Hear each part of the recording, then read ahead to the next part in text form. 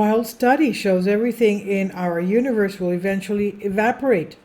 According to a famous theory by Stephen Hawking, black holes evaporate over time, gradually losing mass in the form of a strange kind of radiation as the event horizon plays havoc with surrounding quantum fields. But it turns out that the dramatic cliff of an event horizon may not be as critical to this process after all. According to new research by astrophysicists Michael Wondrak, Walter van Sigekom, and Heino Fackel of Radboud University of the Netherlands, a steep enough slope in the curvature of space-time could do the same thing.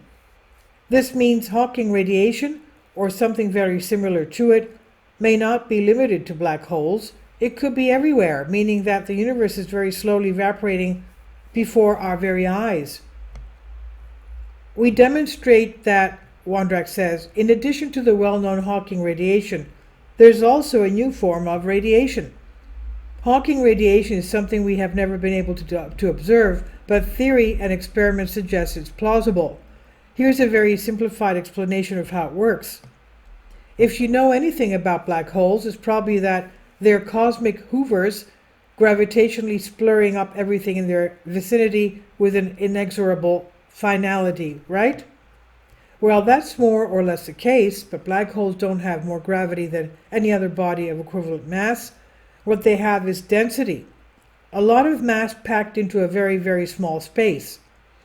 Within a certain proximity of that dense object, the gravitational pull becomes so strong that escape velocity, the speed needed to escape, is impossible. Not even the speed of light in a vacuum, the fastest thing in the universe, is sufficient. That proximity is known as the event horizon. Hawking showed mathematically that event horizons could interfere with a complex mix of fluctuations rippling through the chaos of quantum fields. Waves that would normally cancel out no longer do so, leading to an imbalance of probabilities that produce new particles. The energy within these spontaneous generated particles is linked directly to the black hole. Tiny black holes would see high energy particles from near the event horizon, which would carry away large amounts of the black hole's energy quickly and cause the dense object to vanish rapidly. Big black holes would glow with a cool light in ways that would be hard to detect, causing the black hole to gradually lose its energy as mass over a much longer time. A very similar phenomenon hypothetically occurs in electric fields, known as the Schwinger effect. Strong enough fluctuations in the electric quantum field can disrupt the balance of virtual electronic positron particles, causing some to pop into existence. Unlike Hawking radiation, however, the Schwinger effect would need a horizon, just a mind-blowing powerful field. They would not need a horizon, just a mind-blowing powerful field. And wondering if there was a way for particles to appear in curved space-time that was analogous to the Schwinger effect, Wondrak and his colleagues mathematically reproduced the same effect under a range of gravitational conditions.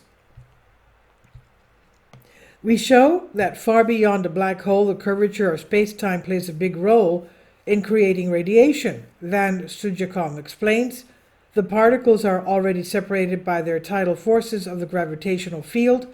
Anything suitably massive or dense can produce a significant curvature of space-time.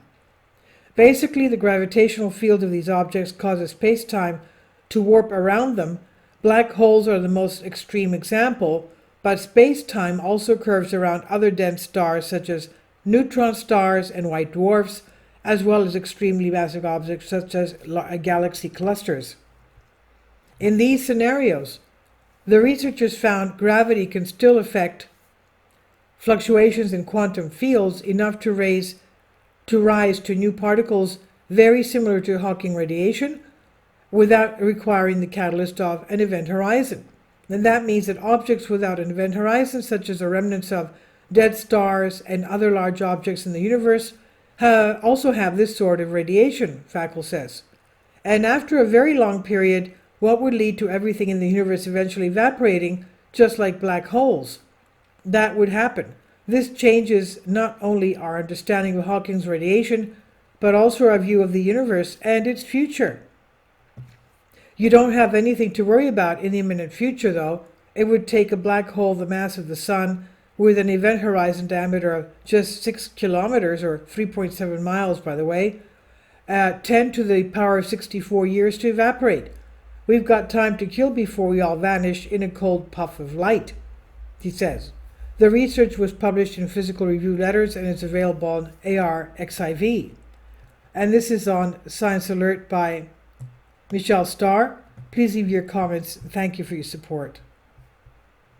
Please support my Patreon account. The daily posts are 5 videos daily, and they are totally different from what I have on my YouTube channel. Thank you so much for your support and that you find all my content so interesting. You'll find the Patreon account details in the description box below.